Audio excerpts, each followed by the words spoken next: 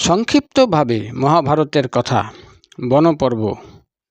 আজকের পর্বে ত্রিজটার স্বপ্ন, রাবণের প্রলোভন এবং সীতার সতীত্ব।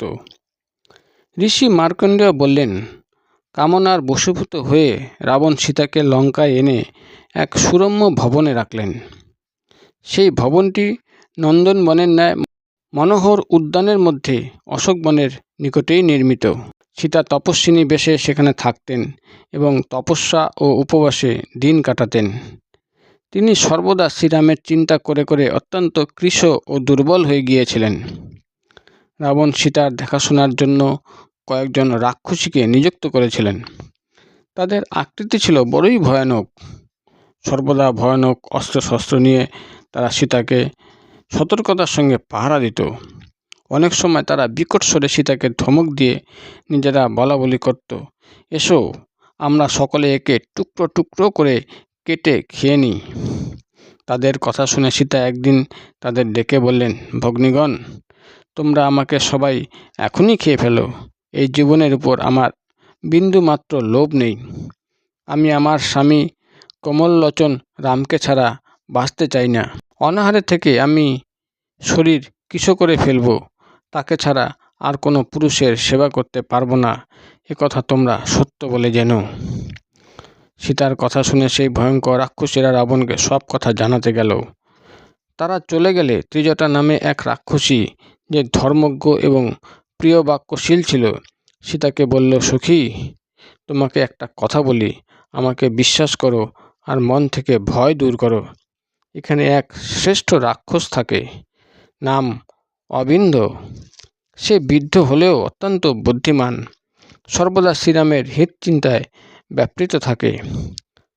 সে তোমার কাছে খবর পাঠিয়েছে তোমার স্বামী শ্রীরাম ও লক্ষ্মণ নিরাপদে আছেন। তিনি ইন্দ্রের ন্যায় তেজস্বী বানররাজ সুগ্রীবের সঙ্গে মিত্রতা করে তোমাকে মুক্ত করার চেষ্টা করছেন। রাবণকেও তোমার ভয় পাবার কিছু নেই, কারণ নলকুবের তাকে যে অভিশাপ দিয়েছেন তাতেই তুমি সুরক্ষিত থাকবে।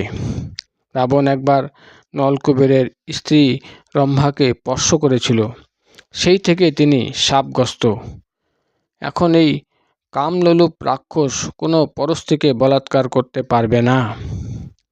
তোমার স্বামী শ্রীরাম ভ্রাতা লক্ষ্মণকে সঙ্গে নিয়ে শীঘ্রই এখানে আসবেন। সুগ্রীব তাদের রক্ষায় নিযুক্ত। আমিও অনিষ্টের সূচনাকারী এক ভয়ানক স্বপ্ন দেখেছি, যাতে রাবণের বিনাশকাল সন্নিকট। স্বপ্নে আমি রাবণ ও কুম্ভকর্ণের নানা দুর্দশা দেখেছি। শুধু বিভীষণী শ্বেত বস্ত্র পরিধান করে শ্বেতচন্দনে চর্চিত হয়ে শ্বেত পর্বতের উপর দণ্ডায়মান।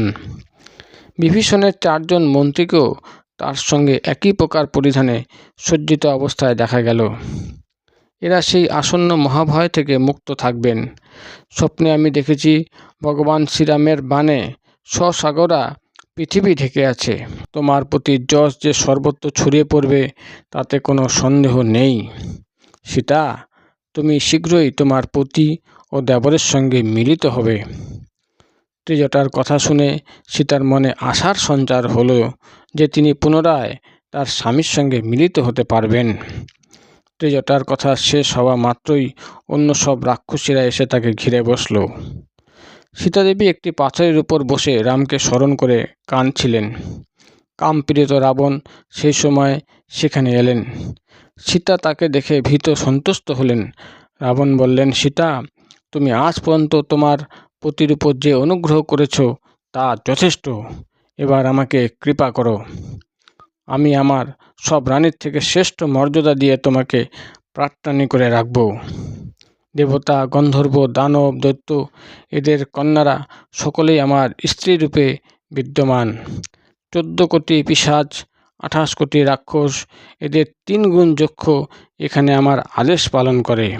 আমার ভাই কুবেরের ন্যায় অপ্সরাগণও আমার সেবাতে উপস্থিত থাকে। আমার এখানে ইন্দ্রের ন্যায় দিব্য ভোগ প্রাপ্ত হয়। আমার কাছে থাকলে তোমার বনবাসের দুঃখ দূর হবে। সুতরাং হে সুন্দরী, তুমি মন্দোদরীর মতো আমার পত্নী হও। রাবণের কথায় সীতা অন্যদিকে মুখ ঘুরিয়ে নিলেন। তার চোখ দিয়ে অনর্গল অশ্রু প্রবাহিত হতে লাগলো। তৃণের ন্যায় কম্পিত হয়ে সীতা বললেন, রাক্ষসরাজ, একথা তুমি অনেকবার আমাকে বলেছ। আমি এতে কষ্ট পেলেও আমার মতো অভাগিনীকে এসব কথা শুনতেই হবে। তুমি আমার থেকে মন সরিয়ে নাও। আমি অন্যের স্ত্রী, পতিব্রতা, তুমি কিছুতেই আমাকে পাবে না।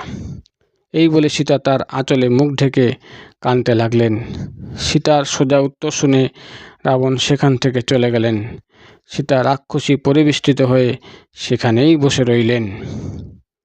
এর পরের পর্বে সীতার অনুসন্ধানে বানরদের গমন এবং হনুমান কর্তৃক শ্রীরামকে সীতার সংবাদ যাপন।